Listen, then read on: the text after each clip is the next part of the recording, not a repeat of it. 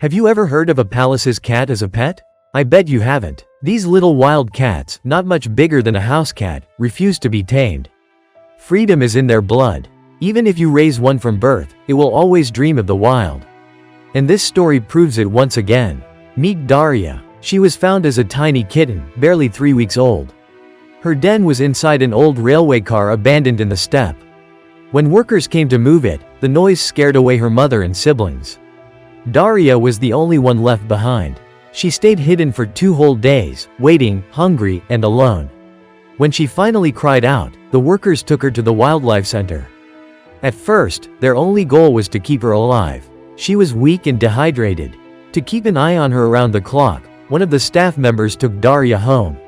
He and his wife fed her through a syringe, first with saline, then with warm milk, every few hours. Slowly, she grew stronger. It didn't take long for her to stop fearing her new parents. They set up a little den for her, a cardboard box lined with an old fur hat. After each feeding, they gave her a belly rub, just like her real mother would have done. She quickly fell asleep, curled up like a tiny striped ball. Soon, milk was replaced by a special kitten formula, then by real meat. But meat alone wasn't enough. She needed bones, fur, and tendons to grow strong. A real hunter's diet. Daria's claws were impressive even as a little kitten. Unlike domestic cats, her claws didn't retract fully, so they clicked on the floor when she walked. She scratched everything: furniture, walls, her caregivers. Anything she could get her paws on became her personal scratching post. Her toilet habits needed work at first. She left surprises in unexpected places, on blankets, behind furniture, even in the food bowls of the family's house cats.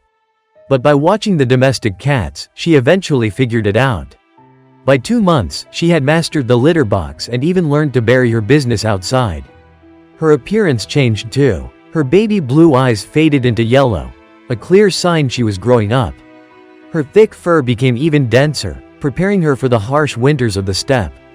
She loved the outdoors. The first time they took her outside, she immediately started exploring, hiding, and stalking anything that moved. She practiced pouncing on leaves, then bugs, then, one day, a real mouse. Instinct took over. She was a natural. Her human parents always knew she wouldn't stay forever. The signs were clear. She avoided cuddles, preferred sleeping alone, and spent more and more time outside. Her walks became longer, and when she was kept indoors, she protested loudly. The wildlife center decided it was time.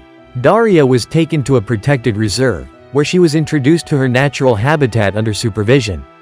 She learned to hunt properly, developing the patience needed to ambush prey. She was where she belonged. And then, one day, she was gone.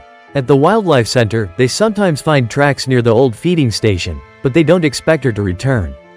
Pallas's cats do not stay. They may accept human help for a time, even coexist with people for a while. But in the end, they always choose freedom.